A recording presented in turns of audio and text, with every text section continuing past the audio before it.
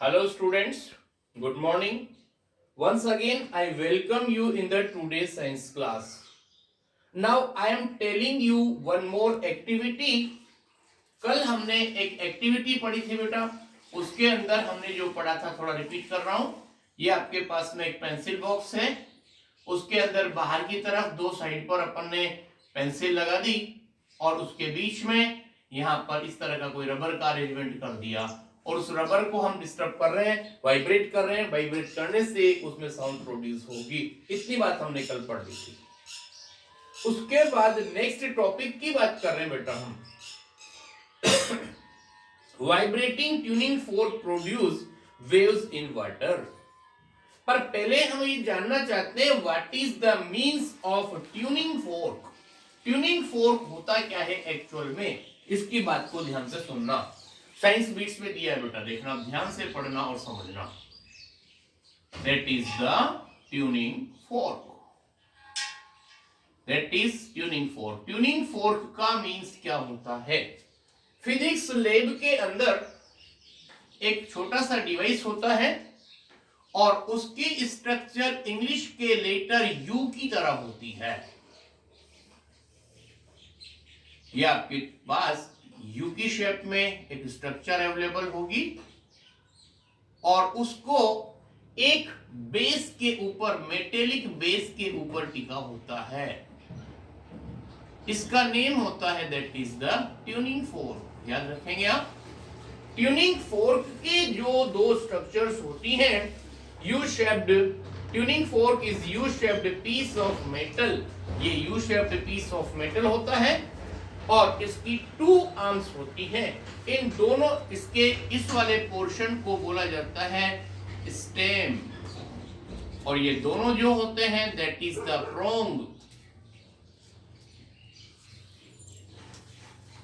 ये स्ट्रक्चर होता है आपके पास। What is the tuning fork?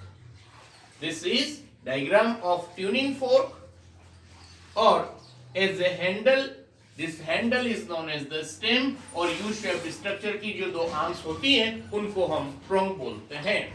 Please remember it is used to produce, use बता रहे हैं हम आपको, use of tuning fork, use of tuning fork to produce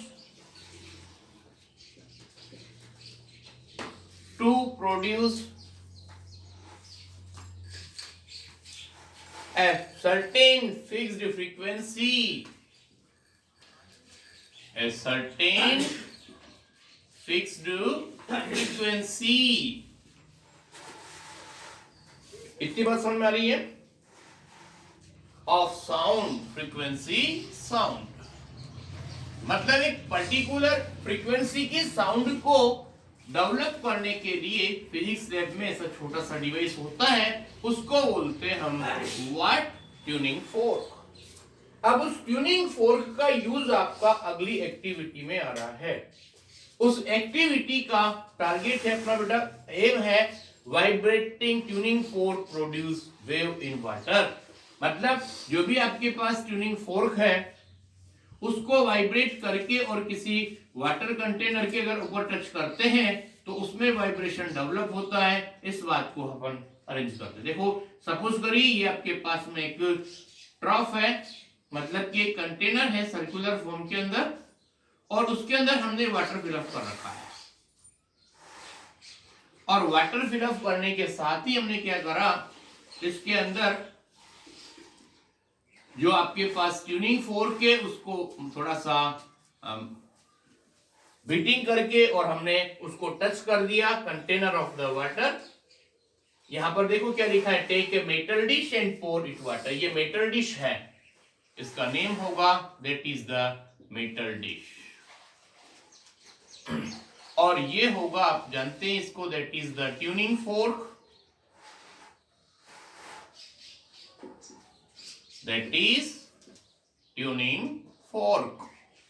ये मेटल डिश हो गई और now take a tuning fork and stuck its one prong on a rubber band. मतलब ये जो आपका ट्यूनिंग फोर्क है ना, इसको हमने एक रबर बैंड सॉरी रबर पेड़ के ऊपर हमने बीटिंग किया उसको और स्ट्रक किया और उसका जो वाइब्रेशन डेवलप हुआ उससे हमने इस कंटेनर को टच कर दिया।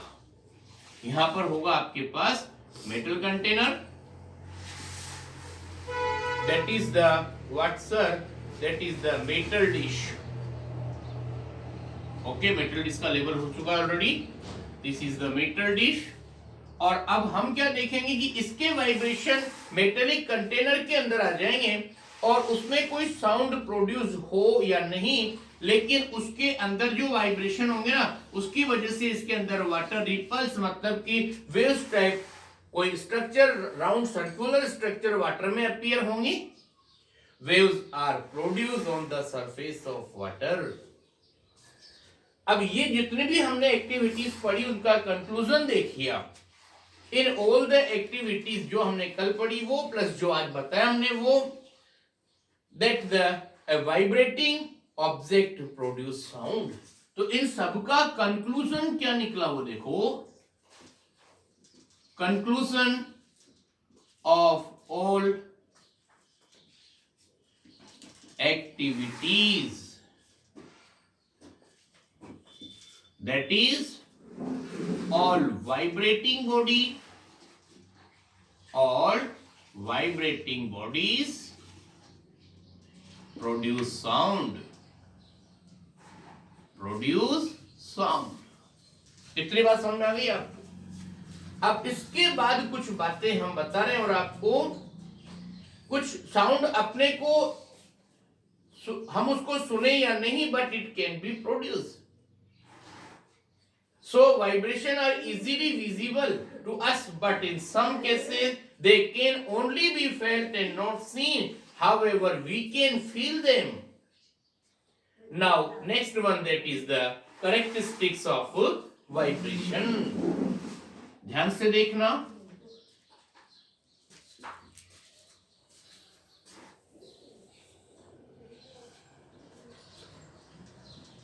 Characteristics of vibration।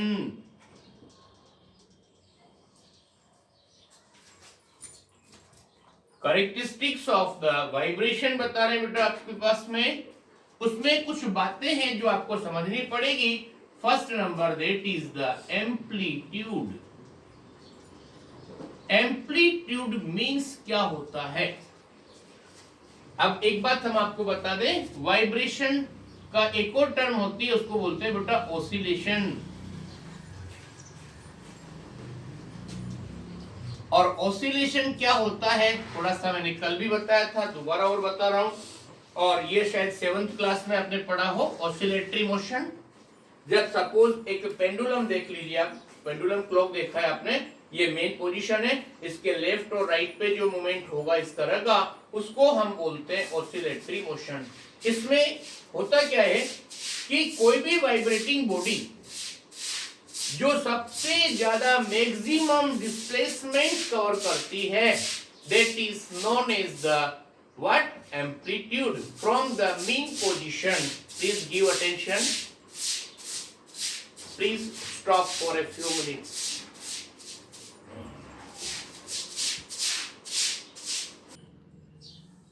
Yes, now we are explaining about what is the means of amplitude। तो ध्यान से देखना बेटा, इसकी पहले डेफिनेशन बता रहा हूं मैं। The maximum displacement of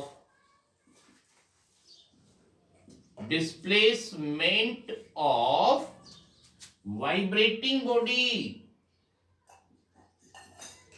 that is vibrating body from its mean position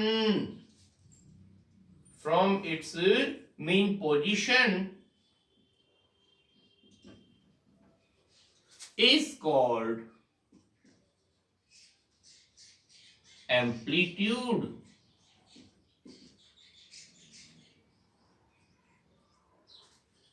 that is amplitude.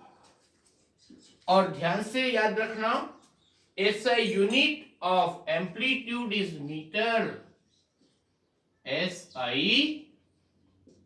unit of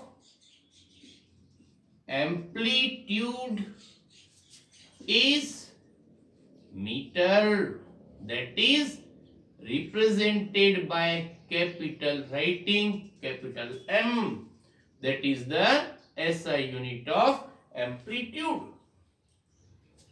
अब सपोज करिए एक छोटी सी बात हम आपको बता रहे हैं, यहां पर एक थ्रेड है या रोप है, उसका हमने एक नाम डाल दिया दैट इज द P और Q. ये इसकी ओरिजिनल पोजीशन है. इसको आप थोड़ा वाइब्रेट करेंगे तो ये अपनी पोजीशन से ऊपर की तरफ भी इंक्रीज होगी तो नीचे की तरफ भी जाएगी, यही पोजीशन होगी. और इसमें यहां पर मैक्सिमम पॉइंट हाइट S रहा और इधर R रहा आपके पास, तो इसमें जो सबसे ज्यादा डिस्टेंस होगी उसको नेम देंगे हम amplitude.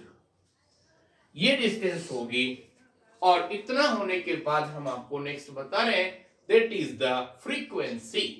What is the means of frequency बता रहा हूं बेटा, सुनना. होता क्या है frequency? Means the number of vibration of a vibrating body in 1 second is known as what?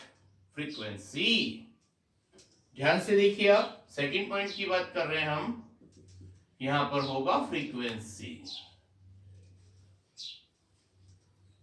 Frequency को हम n से रिप्रेजेंट करते हैं या फिर उसमें हम उसको स्मॉल लेटर f से भी रिप्रेजेंट करते हैं.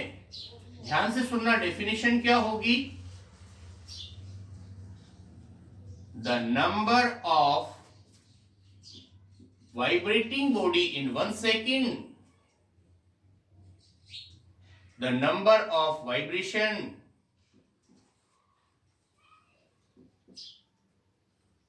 in 1 second, the number of vibration of vibrating body, vibration of vibrating body, vibrating body in 1 second is called frequency. इतनी बात समझ में आएगी, इसको हम बोलते हैं फ्रीक्वेंसी. और फ्रीक्वेंसी को रिप्रेजेंट करने के लिए ध्यान से सुनना, दो बताया हमने, एक NB होता है और एक होता है आपके पास F. तो ध्यान से सुनना, unit of frequency, unit of frequency is hertz, that is represented by writing Hz. Actually hertz is the name of a scientist. Unit of frequency hertz होती है और ये किसी साइंटिस्ट के नेम पे दी हुई है. ओके. और यहां पर एक और बात सुनना, in the honor of German physicist Heinrich R. Hertz, if any vibrating body make 60 vibration every 1 second. मान लो कोई भी वाइब्रेटिंग बॉडी है, वो एक सेकेंड में 60 बार 60 टाइम्स अगर वाइब्रेट कर रही है, 60 times vibrate in 1 second, vibrate in 1 second, then its frequency, then its frequency will be what? 60 hertz. इसकी बड़ी स्मॉल यूनिट्स और होती है that is the kilo hertz और mega hertz. Please look 1 minute. Kilo hertz और mega hertz जो आप सुनते हैं साउंड फ्रीक्वेंसी आपके एफएम वगैरह में या चैनल्स के जो प्रोग्राम्स आते हैं वो किलो हर्ट्ज और मेगा हर्ट्ज से कनेक्टेड होते हैं. Okay, this is enough for today. Remaining matter we will complete tomorrow. Thank you very much.